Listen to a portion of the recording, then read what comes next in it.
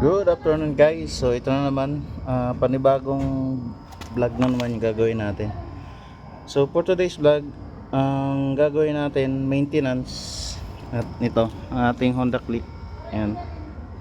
Ay itong ano niya, mga bearing. Siyempre sa Click, ang bearing na yung maintenance natin ay itong harap na ano, mags niya ito.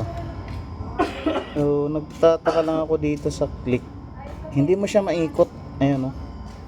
Itong bearing nya. So kailangan mo siyang sakalin kasama tong axle nya para maikot siya. So ito stock pa to guys. So magsi 7 months na tong motor na to. So nilong ride ko na rin to. So ayan na makikita mo sa loob. Wala siyang grasa. Ubos na. So stock ang nilagay nila dyan. So sa mga newbie magtatanong paano ko binaklas. Ito yan guys. Nakapatong yan dito sa seal. Ito yung seal ng bearing. So ginamitan ko lang yan ng kutsilyo. Tapos ito naman yung dust seal ng ating mags. Ayan. So sinikwat ko lang yan ito guys. Ito. So yun lang sa mga newbie dyan. Kasi baka magtanong kayo bakit bukas na. So babalik ta rin ko naman to mamaya. Makikita nyo rin yan. So lalagyan natin ngayon ng grasa to. I-check nyo lagi itong bearing So gaya nito, kung pinaabot ko pa to ng 1 taon, so magugulat na ako, sira na yung bearing. So yan. Sa ibang motor kasi, gaya ng Suzuki, naiikot mo to. Yan yung bearing nya. Ito hindi. Trinay ko dun sa loob yung mga spare mags ko nitong Click. Ganon din, hindi talaga naiikot. Kala ko dito lang sa version 3 na to.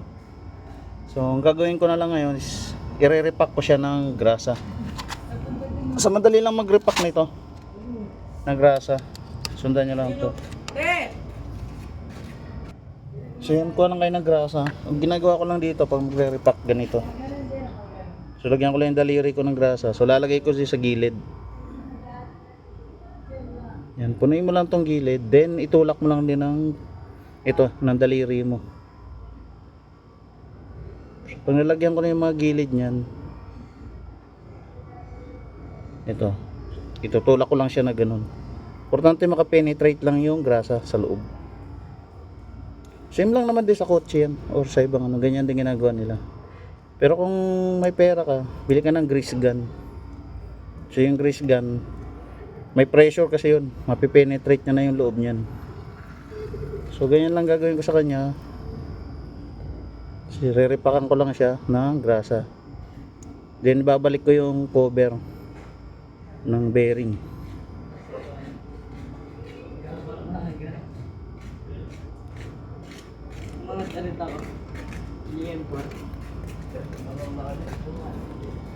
Balik mo tong ano, cover ng bearing. So yan. Daliri lang din guys. Ayan o. So ingatan nyo lang pag nagbabaklas kayo, huwag nyo lang masira yung ano, yung cover nya ito. So cutter or kutsilyo, yung matulis yung dulo, goods na yun. So linisan lang natin yung bunganga ng mags kasi wala naman silbi dyan yung grasa. Sinando naman sa loob, may cover naman siya yung bearing natin. Okay, malinis na. So balik natin yung dust seal. Ito yung dust seal. Malaking bagay ito kasi pag nilulusong natin sa baha, itong motor natin, hindi na siya mapapasok ng tubig. Ayan. So last year puro lusong to sa baha Tulak lang natin yan. Oh sorry, nagalaw yung ating camera. Apakan ko, sorry.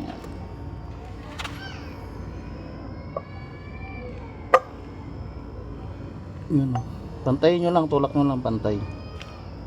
Ayan, kusa ng babaw nyan.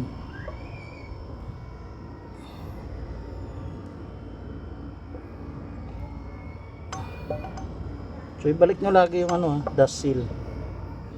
So laking pakinabang yan. Protection natin yan para hindi mapasok ng tubig.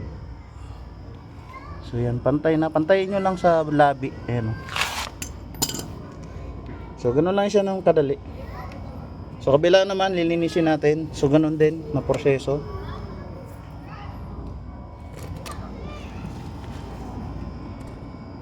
So ganito siya guys.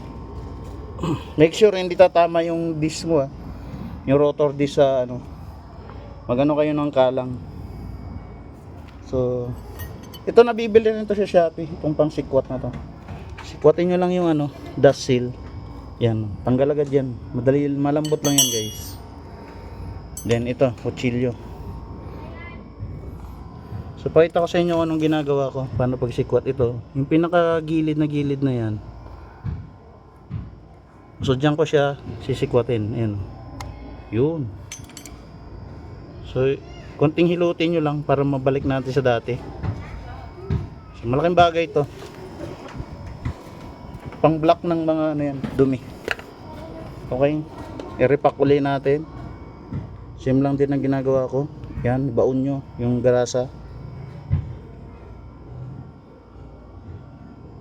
Yan. Baon nyo siya. Kailangan makapasok sa loob, makapenetrate sa loob ng bearing. Yun. Yan, malaking bagay kasi ng grasa na yan guys. Dalawa purpose niyan. Lubricant para dumulas. Then hindi siya kakapitan ng kalawang. Panlaban na rin siya sa kalawang. So pasensya na, medyo matagal tayo nakakapag gawa ng video. Busy rin tayo sa mga trabaho natin. So ganun lang, pag napuno na siya, ibalik lang natin. Kamayin lang natin yan. So hindi mo naman kailangan ng puwersahin to. So balik lang natin yung cover ng bearing. Dust seal tawag dito. So kamay lang ginagamit ko dyan pagbalik. Ayan o. Sa pagtanggal, kutsilyo. Para maiangat sisikwatin mo. Kasi hindi mo siya maiangat kung hindi gamitin mo ng ano. Ngayon, pag iba naman ginamit mo, pwede mo siya masira. So linisan mo lang yung bunganga ng mugs. Balik natin yung dust seal ng mugs ito. So ganyan lang mag-maintenance ng ano, mga motor natin. Okay, yan. Subukin kong kamayin. Mahirap. So mas maganda, tulak na natin ang bakal.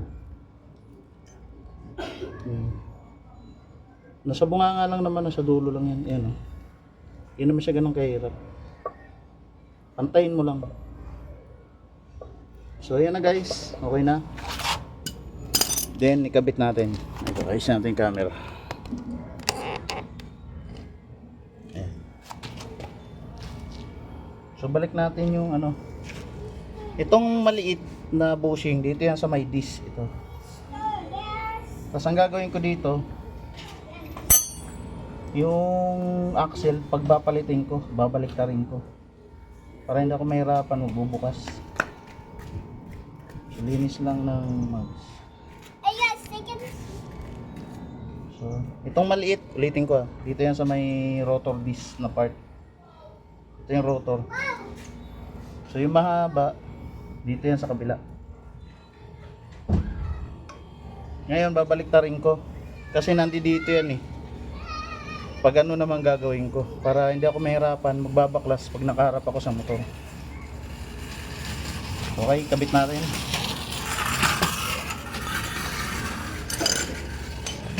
So pagbabalik nito para madali, unahin nyo muna i-shoot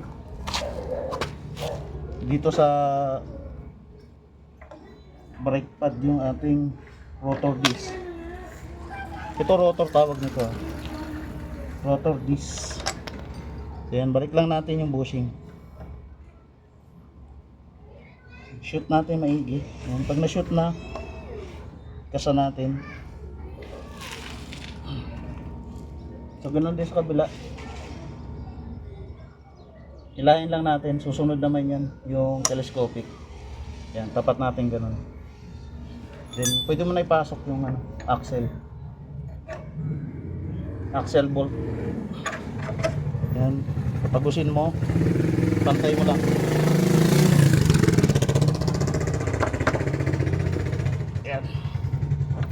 Yun, ganun lang siya kadali guys. Then ibaba mo na yung ano, yung ating ano,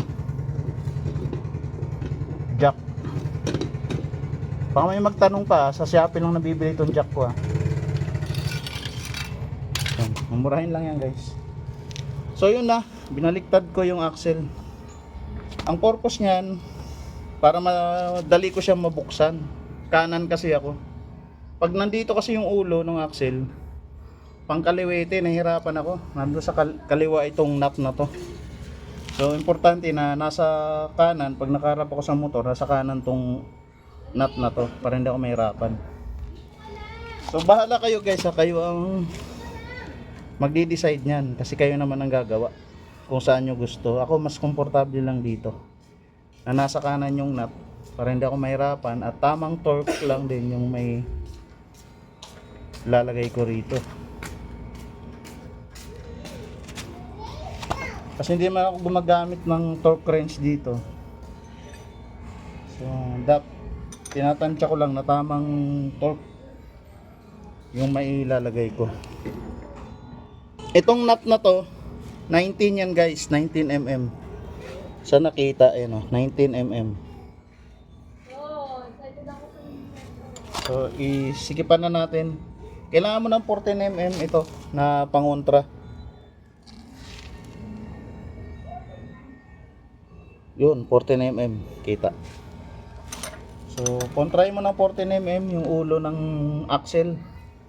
Then itong nut is 19mm. Ayan, sikipan ko na. So tansya lang, tansyameter.